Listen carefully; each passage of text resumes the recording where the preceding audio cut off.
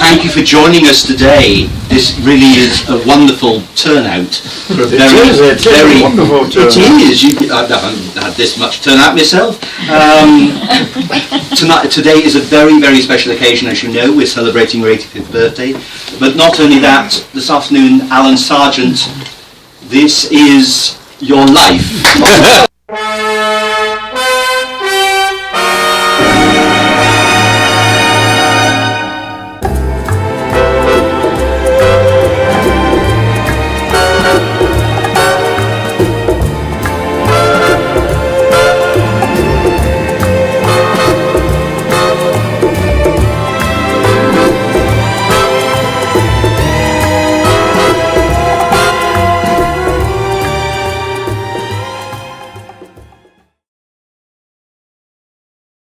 Now, Alan, unfortunately, some people couldn't be with us this afternoon, including my dear father, but he does send you this message, which we recorded 2 weeks ago.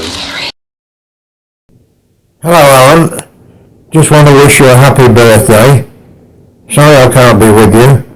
We hope all goes well. I shall be looking forward to seeing the photographs that other people take. Nancy's coming up to see you. Very happy birthday, and I know you'll be enjoying yourselves. All the best, Gordon.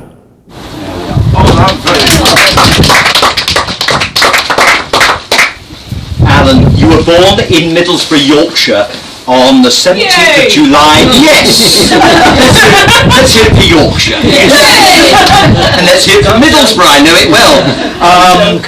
On the 17th of July 1934, your father and mother, Alfred Sargeant and Nancy Pico, were also born and bred in Middlesbrough. Now, your father was a steel worker. He'd been laid off before becoming an insurance salesman in the days when the insurance man would personally come round to a client's home. They would personally pay the premium to the insurance man, probably on a bicycle, I would imagine. 2 years later, your dear sister, named after your dear mum, who we all know as our lovely Nan. Nancy was born in 1936. I think, let's raise a glass to your dear mum and dad, who, exactly, Alfred and Nancy, thank you very much. Now, your mum said that as a child you bought your sister for twopence and some milk bottle tops. Has inflation taken over? From the Parkside Maternity Hospital. Now this was a lovely way of preparing you to having a baby sister. Your mum took you to the hospital to meet the matron, and she helped you select a sister. And apparently you always said this was the best tuppence you'd ever spent. Well, I think it was probably the milk bottle tops that clinched the deal. Were they gold top or silver? I think they were cardboard. Now, when your sister was a baby, your mum would prop her up with cushions on the settee, and you would playfully pull her down the settee. Do you remember? Until one day she got her hands into your hair and pulled it rather forcibly. You never did it again. Now, when there was a chance of jobs in the aluminium industry, your dad came all the way down to Banbury to apply for a job on the back of a friend's motorcycle, and thus moved the entire family down to Banbury. This was in 1937, when you were just 3 years old. And your mum had to make the entire journey on her own. Yes. Probably changing at Sheffield and Darlington, we believe, with yourself and your sister. I mean, not an easy journey to make. 3 months old. Exactly. 3 months old, thank you. And I gather some kindly squaddies on the platform. Now don't worry, they're not in the back bedroom, don't worry. They offered to look after Nancy when while your mum took you to the loo on that journey down. I mean, can you imagine, ladies and gentlemen, offering to do that these days? A kindly act like that. I mean, isn't that wonderful? But Banbury has hereafter been the focus of your life ever since. And I think it's fair to say, even though you have moved away, it's always been in your heart. Now, your mum and dad moved into furnished rooms next to St John's Church. Right. And the rooms they occupied and the house that they contained were facing towards the Banbury Cross. That's right. And your mum would hold your sister up to the window to see the lights of bicycles when your dad was on his way home, so that Nancy would know that he was coming home. Your family shortly after moved to now what is known as Bath Road in Banbury. It was paradise till we went. It was called 22 Paradise Road, but after we moved in, it didn't stay paradise very long. I passed Bath Road this afternoon, funny enough. Is the house still there? Yes, yes. It is. It's got 1876 on a round along here. Good heavens. Bottom house in King's Road. I tried to spot it, but I couldn't find it. When your dad went to see the landlord, it was lucky that he was wearing his Scout's badge, because the landlord said anyone that's wearing a Scout's badge must be trustworthy, and that secured the Bath Road property for you all. And in 1939, war was declared, and you and your friends would play war games in the park. You could identify all the aircraft by the sounds they made, and because of the wartime regulations, everyone had to carry a gas mask, and I believe you remember your sister even had a Mickey Mouse one. Oh, she had a Mickey Mouse gas mask. Take it off, look. Now, I also gather after the war, was it your father or yourself that dismantled one of them to see exactly what was actually in the gas mask? I think Dad dismantled it. It was just a plain disc on top of a carbon granule packet. Right. But I mean, such was the ingenuity in those days that you wanted to know exactly what we've been carrying around all those years. Yes. Now, because the new rented house in Bath Road was comparatively big, and ladies and gentlemen, this was just an ordinary 2 up, 2 down, it was regulation that the evacuees were billeted with you. Yeah. So not only did your mum and dad have to bring up yourself and your sister, but they also had to bring up the evacuees. I mean that is incredible. We hear all the stories about overcrowding these days in housing.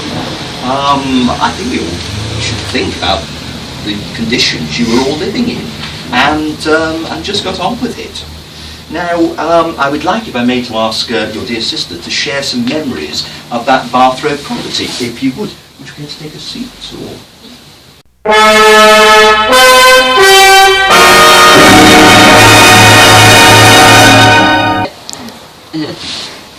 Yes, the house we lived in Bath Road, we had the kitchen. Well, the piece we called the kitchen was actually what would be now the dining room, but the actual kitchen where the stove and the taps and everything were, kitchen sink, and that was built on, and you could see the slates up above you, couldn't you, Al? And then at one time, Dad, working in the aluminium company, he lined the ceiling with aluminium and painted it so you didn't see the slates. But that was built on, and we had to.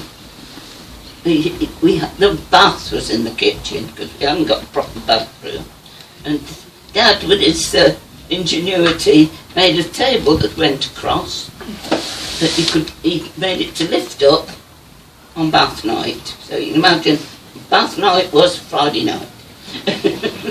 And we had to lock the back door so that nobody came in that way. Did you have a bath last night as well? Yes. Oxydol. And there was a copper at the far end. What was his name? Sorry. David, behave yourself. And then he went out of the back door and across the front of the window, and the next little place was the loo. But unfortunately it faced King's Road, where the buses used to come down. And yeah, you'd be sat enthroned and the door would blow open.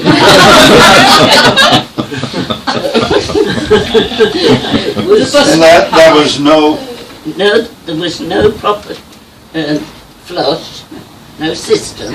Well, the cistern was there, but it wasn't plumbed in, obviously. To flush the toilet, you had to take a bucket of water. Great. And beyond that was the shed. Now half of it had partitioned off to put the coal, and the other half had the table with a wringer and a post tub. That was Mum to do her washing every Monday. See, they were regulated, no doing the washing in the week. And in the garden was a beautiful big Bramley apple tree. Now we weren't allowed to have a swing on that when the apples were forming. We couldn't have a swing till they'd all been harvested.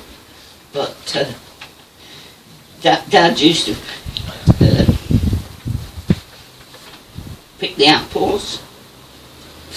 We had a pulley system with 2 baskets on, and he'd pick the apples, and then the good ones he would wrap up, and we had a big trunk in the corner of the bedroom, big leather trunk, and they were there.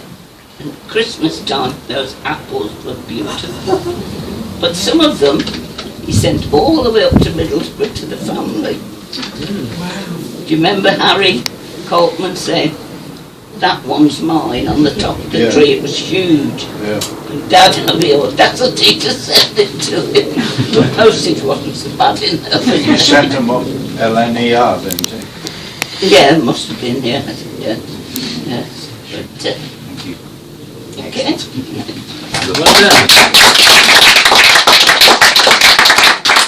Now, the living situation in Bath Road didn't improve even after the war, as your grandmother and your Aunt Joyce moved out of the house from Middlesbrough to live with your family in the Bath Road property at your father's suggestion.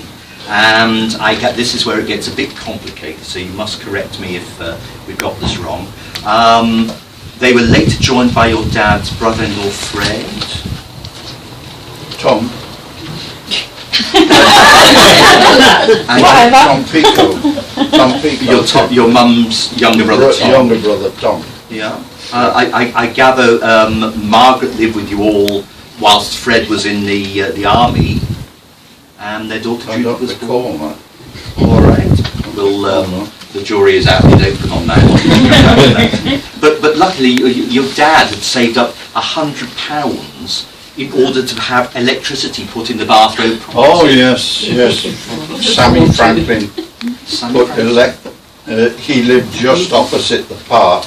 He was an electrician at the alley, and the inside walls of the house were wooden, horizontal planks, and he just went up the wall with buckle clips and fitted this TRS about the size of my finger straight up the wall, and we had a light in the kitchen and a light in the living room. I think that was it to start with, but in those days you had a big round Bakelite switch, and it was quite difficult even for a small boy to turn it on. He'd saved £100 to put that in, yeah. which had to be ratified with the landlord, of course, as well as the increased capacity in the house with all these relatives that were coming down. Now, you started your education at St Mary's School. That's it. And later you went to Dashwood Road School, that's right. which was vastly overcrowded with Banbury children and refugees. Yes, we had 2 classes of evacuees. We had Bow Central and someone else in Dashwood Road School. Right. And do you remember your teacher, Tubby Brinkworth? Oh, You do, obviously. Tubby Brinkworth had a hair trigger cane. Tubby Brinkworth was up in the main school, that's up Dashwood Close, and in the corner near me was a brown vest, because he was a historian and liked to have a Napoleonic bayonet, a brown vest, some other musket. Anyway, I was trying to move the cocking handle on this brown vest, and he caught me and dragged me out to the front, and I went home with 4 lines of bruises on each hand. So I wasn't madly keen on Tubby Brinkworth. But the best teacher was Mr. Thorne, who lived just beyond the drill hall on the other side of Easington Wreck. He was good, but by that time we were in the Methodist church schoolroom that was demolished when Sainsbury's came. And for a while we were up the top in the library. That's when my Uncle Fred Jameson was a teacher, and about 2 weeks after we'd gone there, that's when they screwed the locks on the library staircase, stop us sliding down. So I mean, education. Because the school was so overcrowded, you were actually being taught in corridors and cloakrooms rooms. It was so Corridors, cloakroom, any room that was spare. Indeed. Yes. And you didn't know you were taking the 11 plus exam? Well, until not the night until the day before. Yes. They gave us a pencil, an eraser and a 6-inch rule and said, you're taking the 11 plus? 11 plus tomorrow. Yes. Well, nobody had told us about decimals. We thought the smallest thing in the universe was a 64th of an inch. Indeed, yes. What was the point of a decimal, though, I asked myself. But this was, I mean, this was never a hindrance to you. You were a keen member of the Boy Scouts, and as children, you and Nancy would visit Bothica Brook to fish for minnows. Yeah. You were very proud of her for not being afraid of putting a worm on the hook. And I mean, I must tell you all this. The only time I've been to Bothica Brook was, I think, with Christmas. Elaine, Jane, Linda, and Alison. and Anne. We were all there at Bothica Brook fishing for minnows in little nets. And the winners who collected enough minnows, and the winner got to throw all these minnows back. And I think it was Linda that won it, and she threw it with such force into the river. I mean, these poor minnows. I mean, it was a day out for them. I mean, they were traumatised. Do you remember? I do. You had them in a white beaker, and you hurled them back to the brook. Did Alison fall in? I remember she did, yeah. Your dad's cousin, Harry Coltsman, gave you both a tent to use in the grounds of Broughton Castle. You were frequent visitors to Broughton Castle, swimming or paddling in the boat. And you had the permission of Lord St. Seal to camp within the ground. And he'd given you permission to do that because he was very, as Sandra said earlier, very interested in the local community and the Scouts as well. And I remember you telling us as children, you were shown around the castle by Lord St. Seal. Yes, that's right. Areas that the public don't normally see. That's right. Secret passages behind tapestries. I mean, that was wonderful. Yeah, and the room with no ear, which is stuck on the side of Broughton Castle. There's nothing underneath, nothing at the side, it's just attached by one wall to the castle. Right. And that was where some of the Civil War was plotted. That would be in 1641 sort of time. The Broughton Castle at the time was storing stuff from the British Museum. So if you go in now, you'll see everything nicely laid out, beautiful. But in those days, there were row after row after row of what looked like school lockers. They were full of things which had been sent from London so that they didn't get destroyed in the bombing. I can remember a stuffed kangaroo being there, and they'd got quite precious swords and rapiers and things all in a pile on a blanket on the floor in the oak room. The whole castle was a shambles. But, to have that chance of looking around it and being shown by oh the yes, Seal. yes. You were also a keen member of the Air Training Corps, the ATC, Yeah, the 1460 Squadron, Yeah, and you learned to play the bagpipes just using the chanter. yeah. It was lucky you didn't use the full bagpipes, or the neighbours might have had something to say. Well, I used to practice in Cromwell Road with a full set, but they didn't complain. Well, I'm just coming on to Cromwell Road. You lived in the Bath Road property, and then you moved to Cromwell Road, and the rest of the family moved to a separate house, giving you all some much needed space after all that time. Now I gather there was something of a family rebellion when your mother suggested that your grandmother come and live with you all at Cromwell Road.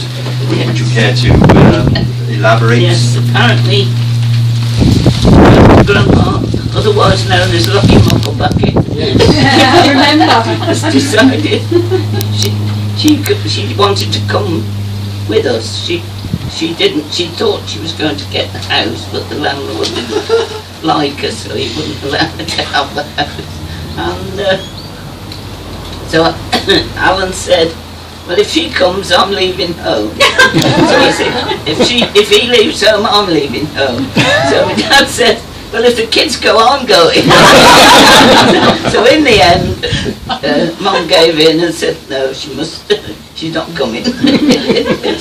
But you were around 15 when the family moved to Cromwell Road, and you were actually at work when they moved. Yeah. But you eventually managed to find the address. Yeah. When I left, I started work in 1949 as the office boy for Stockton, Sons and Fortescue in the High Street. 12 and 6 a week they paid me, and I was getting 15 bob from Bill Gills.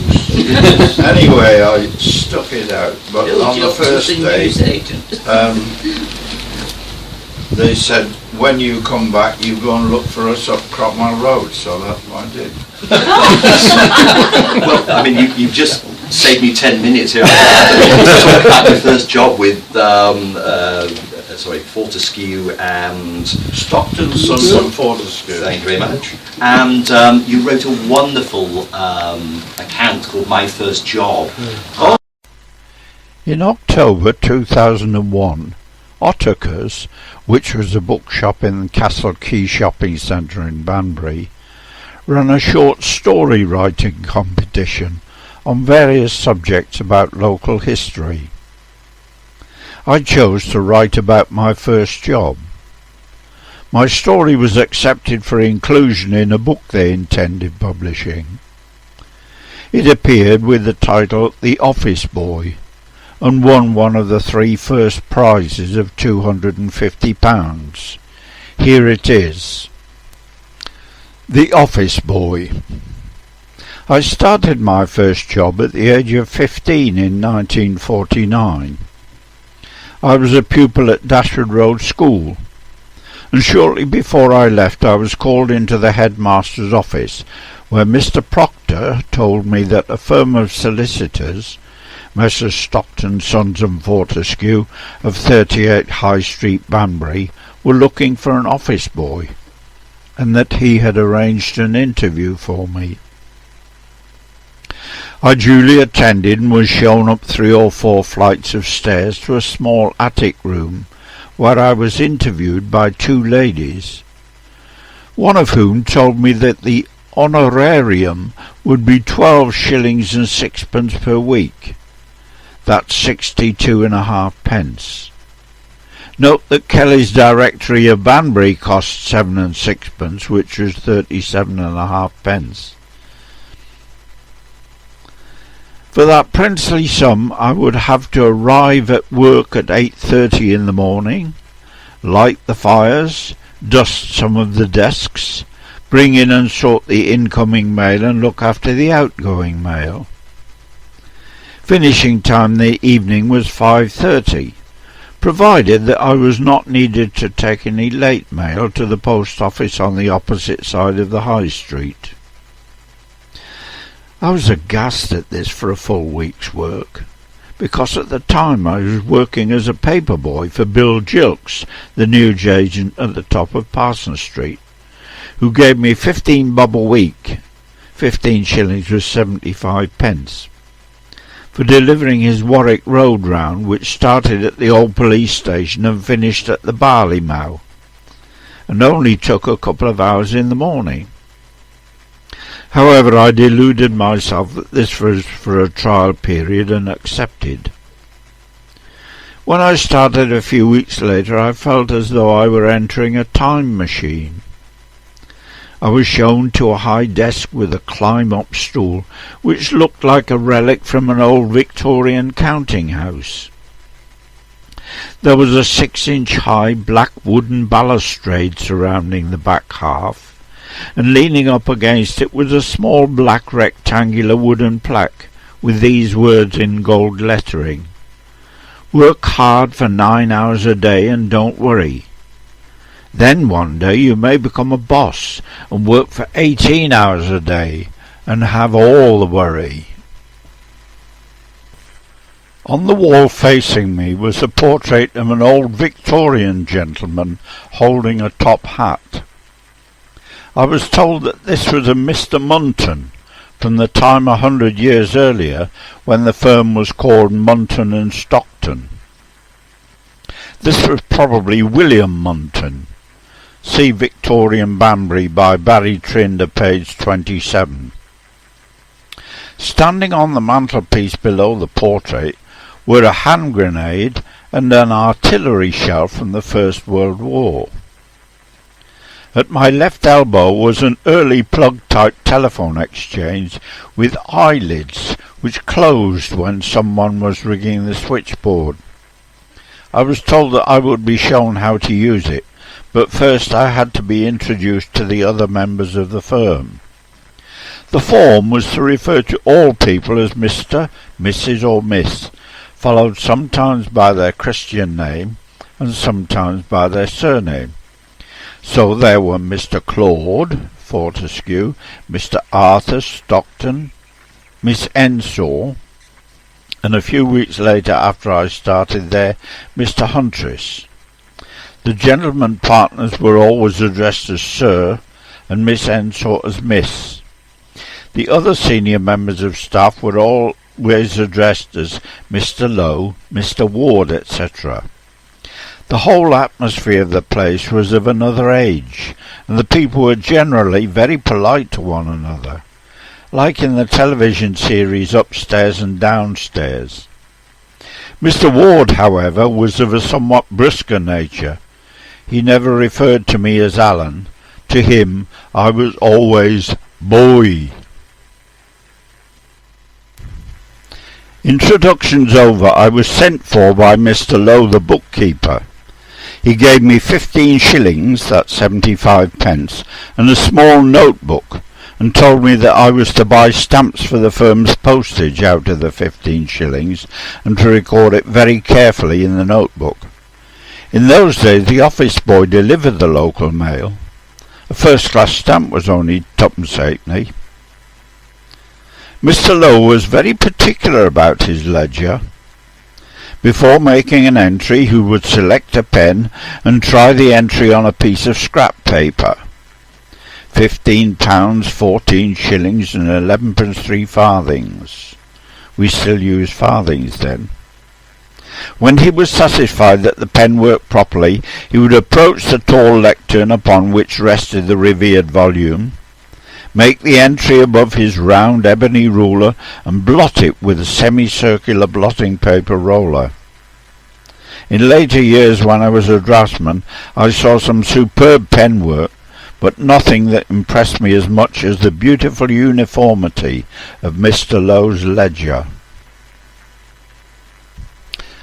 On my first morning, an older boy took me on the daily round to deliver letters by hand to clients and other solicitors in the town. We went down the High Street, first to number 35, where old Mr. Lamley Fisher practised on his own, then over the road to Applin, Hunt and Thomas, next to the old post office, and back across the road to White Horns and Haynes, who were near S.H. Jones, the wine merchants, and finally down to the offices of Fairfax Barfield at 29 Bridge Street, next to the Catherine Wheel pub near the town hall. Their office boy was Mr. Alan Olds, who recently retired from Applin's in West Bar. There was one office above the street door which was kept locked, and no one was allowed to enter, because the occupant had gone off to the war and never come back. As the year was 1949, I naturally assumed that this meant the 1939-45 war. But no, it was the First World War. By 9 the post would arrive and had to be sorted and taken to the people to whom it was addressed. Mr. Arthur would allow me to unpack any consignment of books, which meant that I was able to admire the beautiful leather-bound books with the gold lettering and take the packaging away when I left the room. Then followed the daily delivery described above. By about 10:30 I was free to do any other jobs required. One of the partners had a daughter who was an excellent pastry cook, and occasionally gave him some cakes to take to the office. On these occasions, when he had overeaten at lunchtime, he was so unwilling to hurt her feelings by not eating them, that he would ask the office boy to act as his taster, eat the cakes and give him a report on them. This was the office boy's perks. Not a word to anyone, mind. I liked working for Mr. Ward. The best way I can think of describing Mr. Septimus Ernest Ward was as Banbury's equivalent of Rumpole of the Bailey. His title was the clerk to the justice's clerk, and he gave me the impression of knowing everything about and everybody in Banbury. He had an old manually operated typewriter which he hammered unmercifully with a whir of podgy fingers, but he also had a talent for calligraphy when an old document needed something adding to it. Once he sent me up into the space under the eaves to find a bundle of old papers and bring them to him. I understand that when the firm closed, many of these papers were taken to Woodstock, because I saw some of them many years later in the archives at Oxford. He found the document he wanted, which may have been on parchment or vellum which wouldn't go into the typewriter, studied it carefully and told me to mix some black powdered ink to his instructions. Then he selected a pen and practised on a piece of scrap paper for a while, similar to Mr. Lowe, and when he was able to produce a script like the original, he engrossed the document slowly and carefully. A sprinkle of powder and the job was done. All apprentices and lads are familiar with being sent by the older men to the stores for a long stand or striped paint. I think Stockton's equivalent was the collection of the fief farm rents. One day I was given a list in a notebook and told to go and collect them. They were strange peppercorn rents from some of the oldest buildings in the town. There were amounts like 2 shillings and 6pence, that's 12.5 pence from the Waitley Hall Hotel. 1 shilling, that's 10pence from the Woolpack, and 10pence, that's 4pence from the Unicorn in the marketplace. When I returned to the office, having collected about 90% of the rents, I was greeted with incredulity. No one had ever succeeded in collecting nearly all the fief farm rents in one trip. As I wrote at the beginning, my finishing time in the evening was supposed to be 5:30, which gave me an hour to cross the horse fair and the People's Park to my home at 22 Bath Road at the bottom of King's Road, have a quick snack, and get to my typing classes at the place between the District Bank and the White Lion by 6:30. Unfortunately, one of the partners regularly left the office at 11 to start his lunch hour, returned to the office around 3:30 or 4, and then started dictating to his secretary. I was supposed to hang on to take his letters to the post office. Many times I didn't get home until 6:30, which made it a 10-hour day, as I had started at 8:30 in the morning. I was only 15, but I saw no reason to let myself be taken for a mug and work a 10-hour day for 12 and a tanner. I stuck the job out from July to the following spring, when one day during my morning round I saw a small notice in the window of the Midlands Electricity Board. Junior clerk wanted. I applied and was set on at over £2 a week, although I had to work Saturday mornings, and so I started my second job. Epilogue. About 50 years later I had to call into Applin's of West Bar on business, and there on the wall in the hall was the brass plate from outside the front door of Stockton, Sons and Fortescue. Many times I have wondered what course my life would have taken had I remained with them, and what became of my Dickensian desk with its encouraging plaque and the black rod of Middleton Cheney.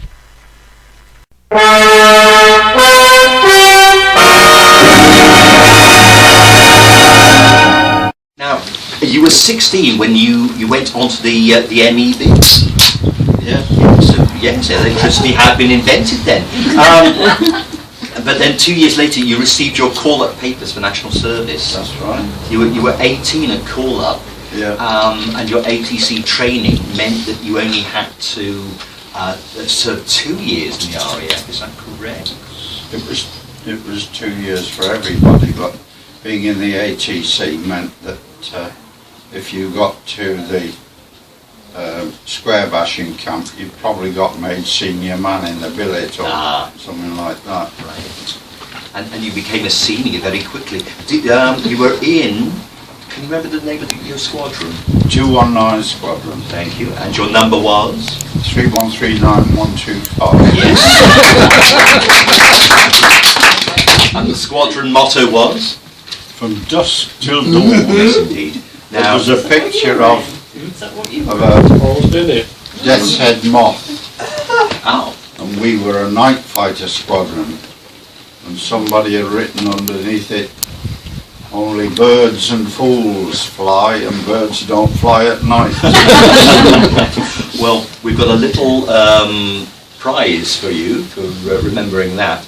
May I take this? Do you remember this? We found it, or rather, my mum found it when she was clearing through your mum's possessions. Oh, well, hang down. Yes. 125, there it is. Yes. One of my eating irons. So, after all this time, it's wonderful for it to go back to its rightful home. That means you can eat. You haven't tasted the cooking in my place. But she's going home on Monday. You began your training at the RAF at St Athan, was it? St Athan in South Wales, yeah. And then you were sent to Egypt? Not straight away. Tell me more. We did trade training in Wiltshire.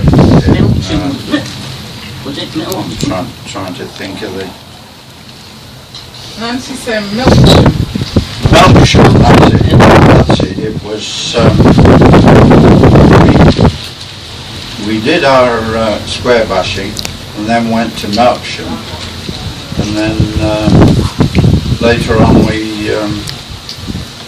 I was sent to Egypt. Yeah. But you were lucky because on Coronation Day you were grounded in Lucca. I was asleep on Malta. We'd flown all day in a Beverley, which is... I know their system. It was a flying pig, 20 million rivets with no type one in it. And we flew from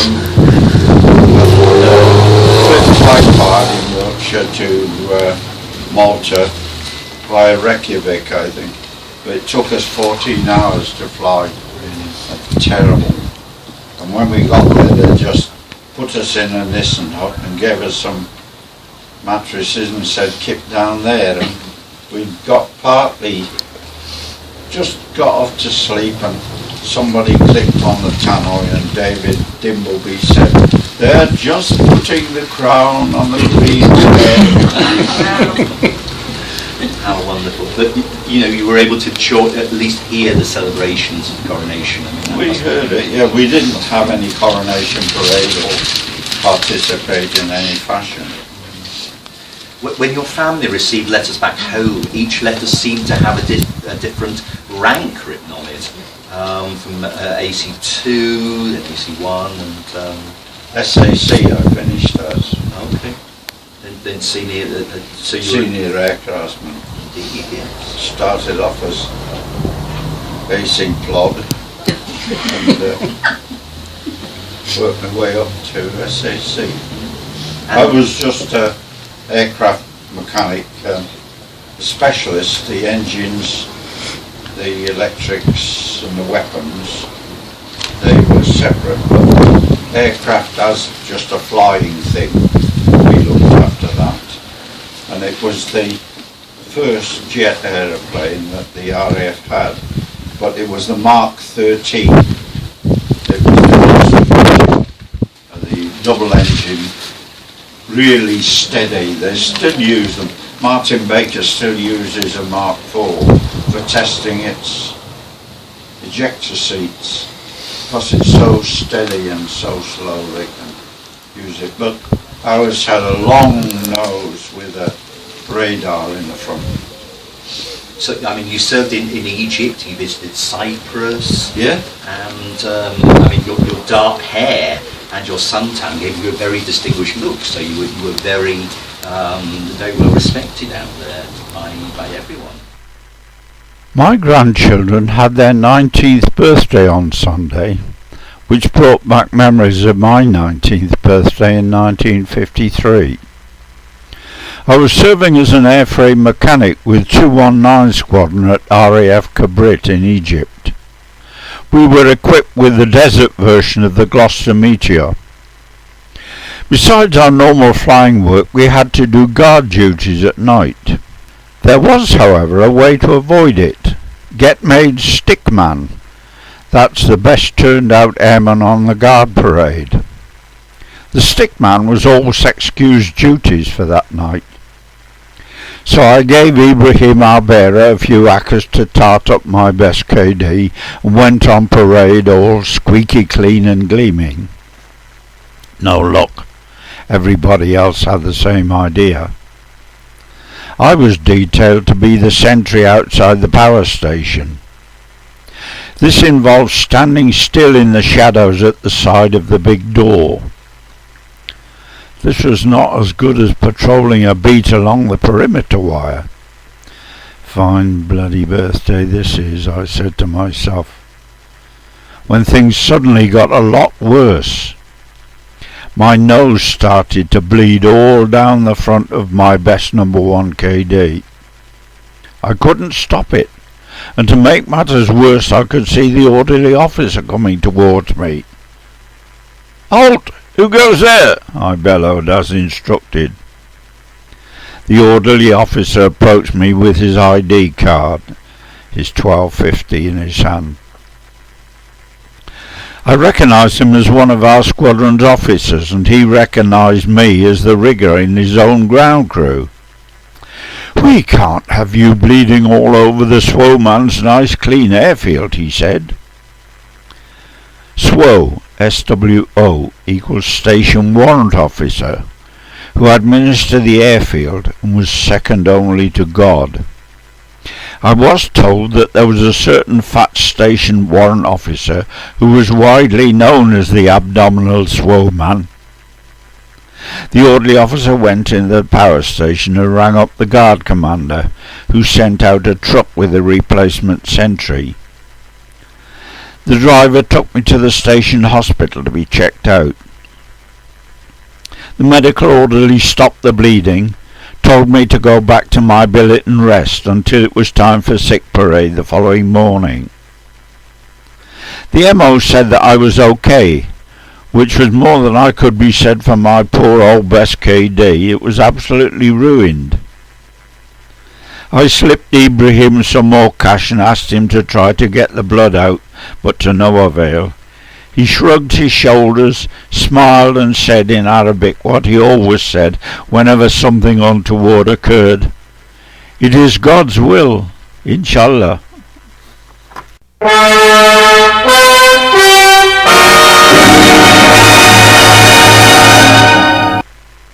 By everyone. so you returned to civilian life in 1955 and returned to work. Was that at the MEB? That was at the MEB for a short while, yeah. Well, at this point, fate worked its magic. Your friend Nobby Clark was getting married to a certain Rosemary Good. That's right. His father had the hotel on the Oxford Road. Was that the Mount Hotel? Yeah. Excellent. And he asked you to be best man. That's right. And by a very happy coincidence, Rosemary's bridesmaid was, of course, a wonderful Beryl. And the rest, as they say, is history. So I would ask you to raise a glass to our lovely lady, if we may. Thank you, ladies and gentlemen. And in 1962, you and Beryl were married. Eric, do you feel you would like to share something with us at this point? I can do. Please do. Yes, yes, I please can do. Yes. We used to have a lot of holidays together, and we were really close, weren't we? And Sandra used to, when Linda was born, she came up and in rugby, you were rugby then, weren't you? And stayed with you for a fortnight Yeah. while he swanned off to Germany. Yeah, but over the years we've been to various places on holiday with Karen and Sue, Pete and Dave, Pete and Diane, yeah, and with the two girls, so there were 6 girls, and they had some brilliant holidays, and he was always there with his camera, and you know, his camera's part of him, it's welded to the side. That's why we've got no pictures, because And the ones with the camera. Yeah. A brilliant photographer, you know, with all the different lenses and filters and different light settings and speeds and everything. I used to think he was absolutely magic. Well, I still do, of course. He did his own film developing, you know, everything about cameras. But there was one occasion that really floored him, and that was Linda's wedding. He wanted it videoing, didn't you? Yes, with Linda and Champagne. Yeah, where you did, okay. And he had a video, and he was playing around with it, and what was that? Playing around with it, all the different features on it. When it came to the wedding, you were fiddling around with it, and he made a lovely video, but when we played it back, can you remember what was the matter with it? Black and white. Well, it was a negative. It was a negative. Mine, black Dad. and white. Mine with it. Yeah. I mean, Santa knew he looked like a white bloke, didn't he? And it was Linda's show. But it was brilliant. Closed. I must have been wearing a black dress. Yes, when you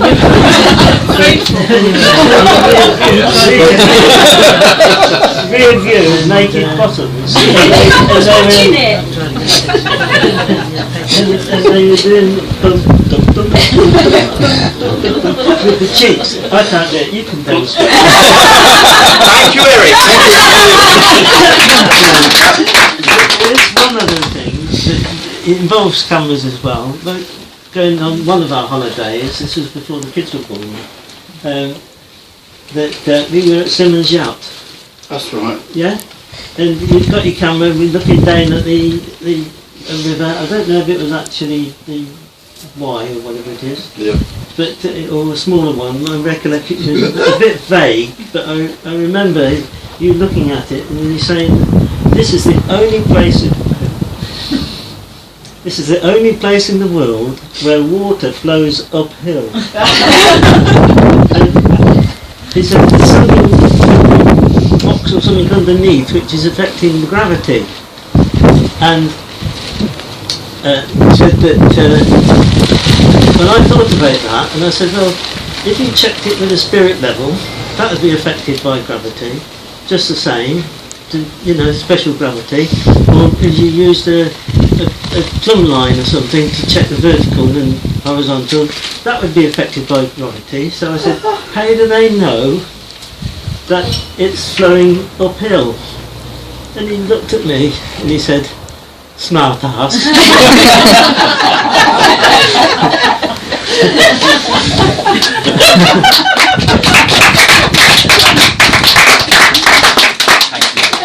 You were continuing to take technical drawing classes in Oxford, and you were riding from Banbury on a motorcycle. Yeah.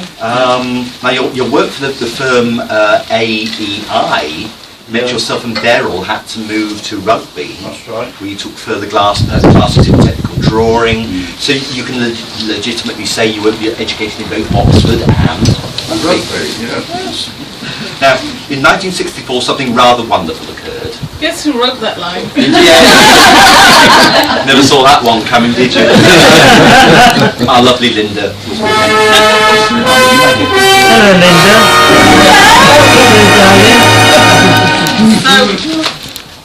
I've got lots of memories of growing up with Dad. And Dad has a lot of pictures of me and Jane and Mum reading books together in Blackwood Avenue. Actually I sent David a picture of a little cat, and we had that on the wall. Dad used to make up stories about Kitten Cat. Kitten Cat had his paw in a bandage, so Dad would make up all kinds of stories about how Kitten Cat had got hurt, and they were all cautionary tales so that we could be safe. And that started off a love of books and stories for us. And Dad was also very interested in education. I remember one time in the house where he lives now, I was doing some homework in the dining room, and I didn't have a watch. Dad walked through and I said, have you got the time? He said, yes, and he sat down ready to help me. So he was always there to help, and I think that encouragement has kind of enriched our lives as far as enjoying stories and history, and also Jane and I, the first in our family tree line to go to college and have a bachelor's degree. So that's something that Dad has passed on to us that I very much appreciate.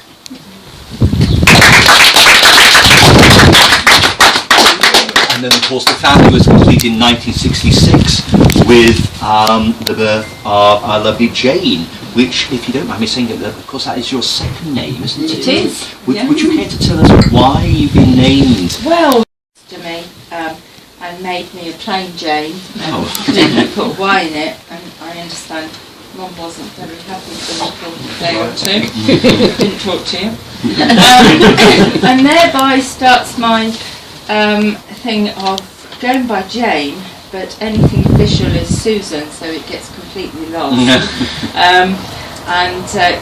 sat in the dentist and they go, Susan Sargeant.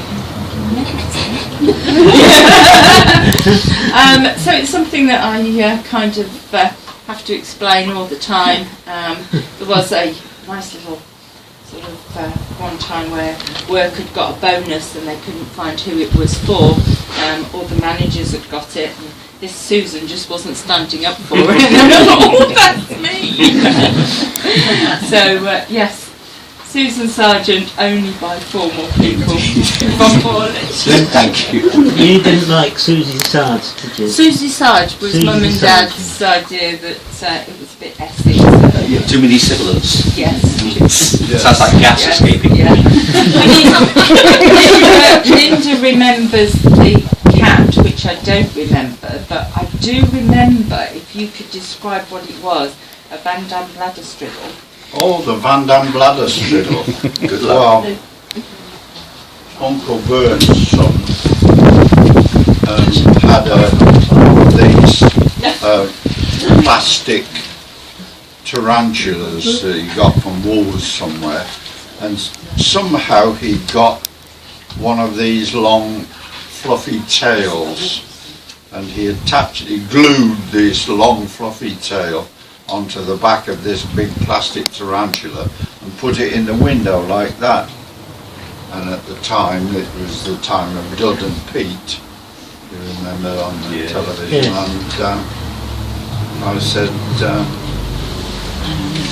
what's that called? And he said, a Van Dam bladder straddle. Yeah. Yes. So slightly different. She's got the pretty eye recollection, but I just remember a tarantula with a tail. Tarantula with a tail, yeah. Yeah. Alan, you've always had a passion for languages. Before you entered the RAF, you were certain you would be sent to Germany, so you began learning German. So this developed your remarkable gift for languages, dialects and accents. And you originally started your lessons, I gather, with a certain Mrs. Moons? No, I started with Herta Clark over at Bodycote. Well, she originally lived in Marlborough Road, a teacher, and then she moved to Bodycote. And I took lessons from her and then went to rugby, and when I came back and joined DMAG, the teacher at DMAG was missing. Well, I was going to say, you'd always wanted to return to Banbury. Yeah. Hello, lovely to see you.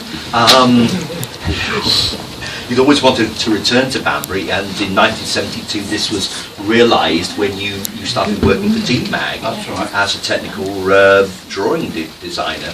And you rapidly became fluent in German and held classes for some of your colleagues. And you in fact lived and worked for a considerable time in Germany.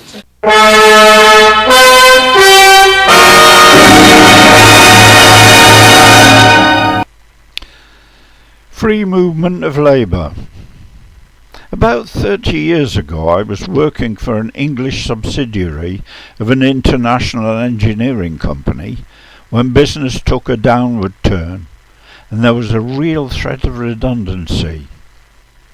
However, because of the EU rules on the free movement of workers, our boss was able to arrange temporary employment for a small group of us with various other subsidiaries in other EU countries, and with our parent company in Germany.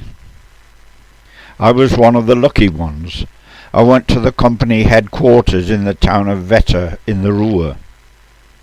Thus the boss kept his skilled workforce together, knowing that they would come back with experience of the working practices in other countries.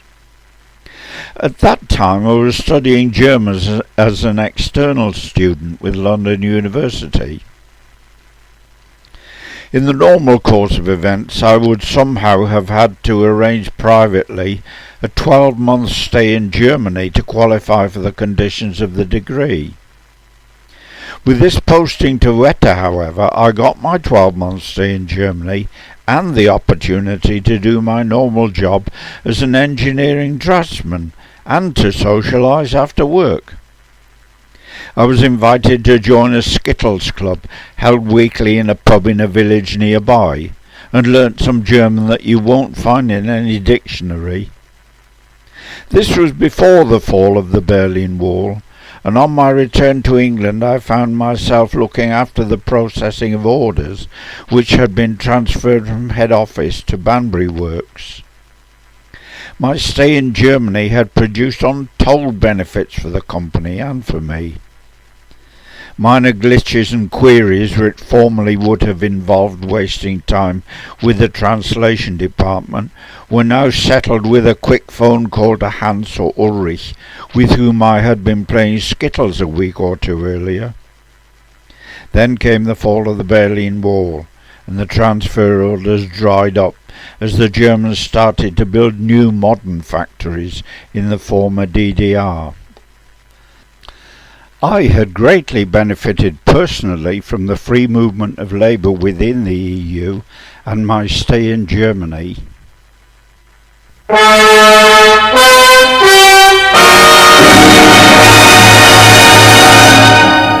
And even in retirement, you were in constant demand as a translator for DMAG when draftsmen were no longer required. Now, working at home was a blessing in disguise, because it meant you could spend more time with Beryl and your lovely family. When Linda was married, you both made visits to America. Hi Grampy, it's Indrani. I just wanted to share some memories of you that are particularly special. And the first one that comes to mind is when I was maybe like 6 and we built a snowman in the backyard, and I will always remember that snowman. I also remember the first time I went to England and saw your greenhouse, and I was thinking how beautiful it was.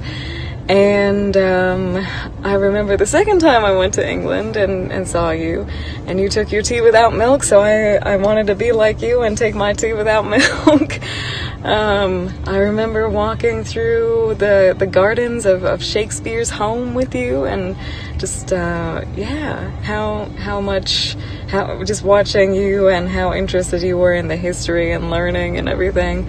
I remember just all the stories that you've told me over the years over the phone, and even though I haven't been able to call you, I am grateful to have you, and that you've had such a fulfilling life that we're all celebrating now. So I hope you have a wonderful, happy birthday, and I love you. And that's it. Okay, bye. Hi Grampy, happy birthday. I know it's your 85th birthday, so that's a very special birthday. I haven't seen you that many times in my life, but I remember when I did see you, I always had a great time. I remember way back when I was 3 and you showed me your beautiful garden. I thought it was amazing. And I remember we were in Montclair and you were going on trains all over the city, around Montclair. And I remember you told me, I know more about Alexandria than Alexandria. I thought that was funny. You have a great sense of humor. I remember when my family went to England and we had a party at Uncle Eric's, and I was playing darts with Jamie, and I remember seeing you there drinking a beer. You really liked beer. I never got to have a beer with you because I was always too young, but maybe in a year or so I'll come over across the sea and we can play darts and have a beer together. Happy birthday, Grampy.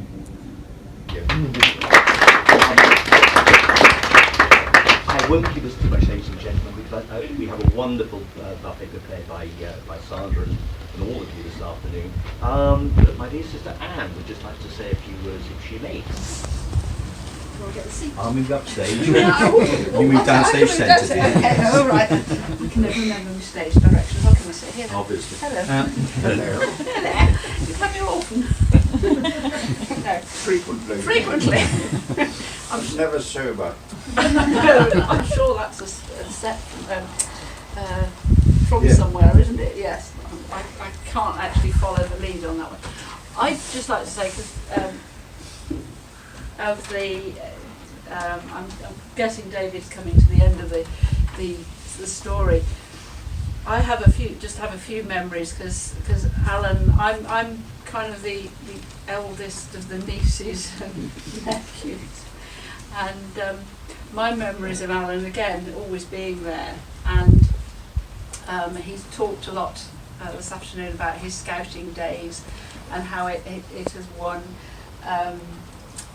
sort of access to all sorts of things for his dad and everything else, and his dad's scouting days. My daughters have been involved in that and one of them has just gone out to West Virginia today. But the whole, my memories of the family and of Alan's stories, probably one of the best ones he came out with was when he actually tried to convince me that there was we live in Gloucestershire in near a town called Wharton under Edge, and he tried to convince me that there was a dialect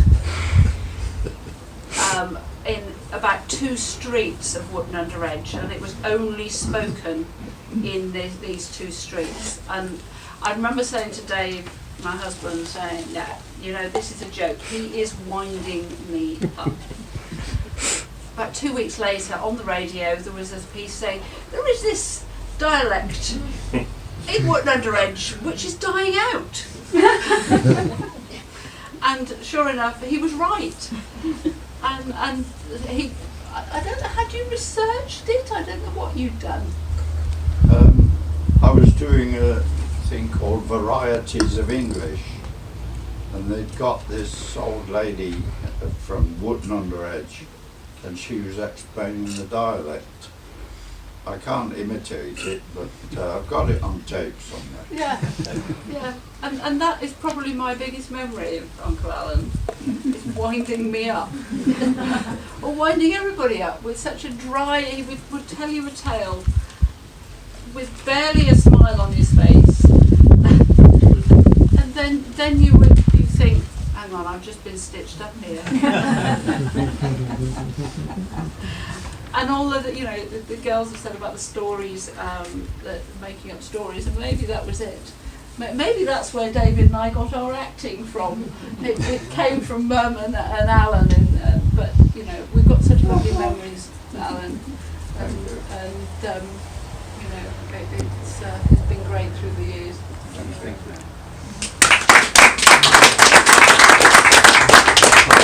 Exit line. Sorry? That wasn't an exit line, it's all right. Was I supposed to exit No, stage no. left? Alan, you've kept yourself fit and healthy through your retirement, despite operations, a major heart bypass operation.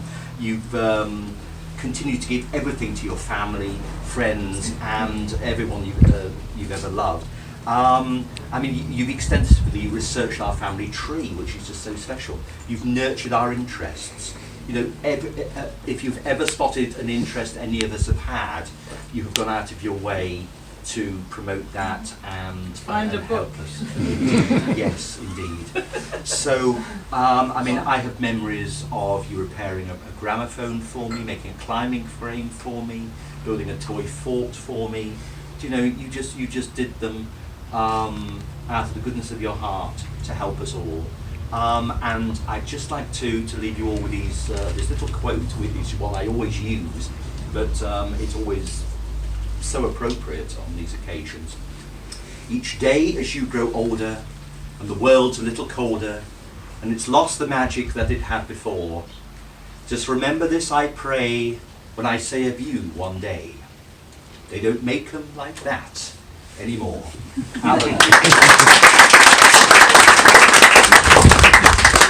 This is your life.